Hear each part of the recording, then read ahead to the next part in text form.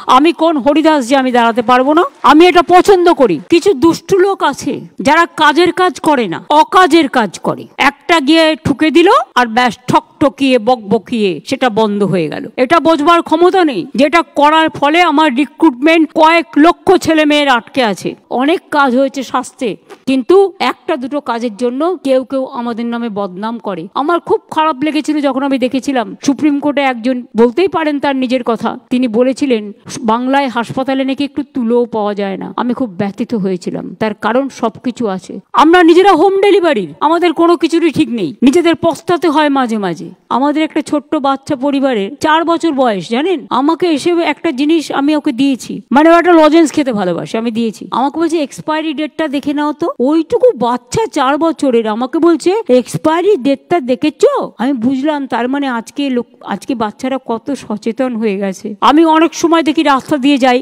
বিশ্বাস করুন আমি কখনো পুলিশকে বলি না আমার গাড়ি গেলে একটাও গাড়ি আটকাবে। আমি পছন্দ করি ট্রাফিক জ্যামে দাঁড়িয়ে থাকা। মানুষ যদি দাঁড়াতে পারে তাহলে ট্রাফিক সিগন্যাল থাকলে আমি কেন দাঁড়াতে পারবো না? আমি কোন হরিদাস যে আমি দাঁড়াতে পারবো না? আমি এটা পছন্দ করি। কিন্তু কেউ কেউ মনে করে এই তুমি চলে যাও, এই ওদিকে চলে যাও। আমার ভালো লাগে না, আমি বলতে বলতে ফেড আপ হয়ে যাই। আমি মনে করি গতি চললে, গাড়ি চললে তবে মানুষের গতি এগিয়ে যায়।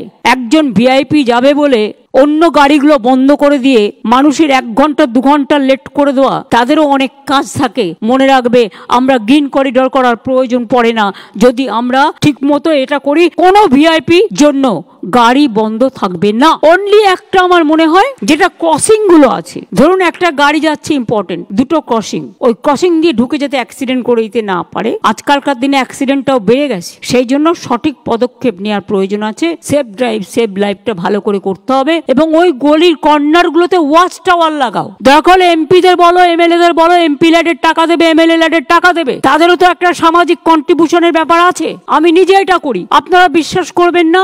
এই যে মিউজিকে গান হয় ট্রাফিক স্ট্যান্ডে, এই যে বাস স্ট্যান্ড গুলো তৈরি করে দেওয়া, এই যে স্কুলের সামনে ছেলে মেয়েদের বসা, এই যে কেওড়াতলা শ্মশান থেকে শুরু করে জল সৌন্দর্য তৈরি করা, এগুলো আমি এমপি ল্যাড থেকে প্রথম করেছিলাম, তারপরে গভর্নমেন্ট এখন এটা করে। বাংলা কিন্তু নাম্বার 1-এ আছে।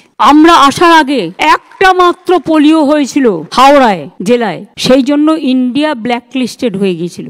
আমরা আসার পরে সেই জন্য মুয়াজ্জম ইমামদের নিয়ে মিটিং করি এবং তাদের বলি সামাজিক সচেতনতা আপনাদেরই বাড়াতে হবে, যাতে পোলিও সবাই নেয় তার ব্যবস্থা আপনাদের করতে হবে। আর আমাদের চিকিৎসকদের মাথা থেকে যে বুদ্ধিটা বেরিয়েছে, মাদার ওয়েটিং হার্ট, আমরা নিজেরা হোম ডেলিভারির, আমাদের কোনো কিছুরই ঠিক নেই, নিজেদের পস্তাতে হয় মাঝে মাঝে। কিন্তু এখনকার বাচ্চারা তো ইনস্টিটিউশন ডেলিভারি হচ্ছে, এক্স্যাক্ট ডেট পাচ্ছে, মা চিকিৎসা পাচ্ছে, শিশুরা চিকিৎসা পাচ্ছে। এবং মাদার হার্ট তো আপনারা জানেন যে হসপিটালের সাথে মাদার হার্ট তৈরি করা হয় ইন্টেরিয়ার অঞ্চলগুলোতে। প্রেগনেন্ট মাদারদের নিয়ে এসে রাখা হয়, যখন বাচ্চা হয় হসপিটালে সেটা নিয়ে গিয়ে সিজারিয়ান করা হয়।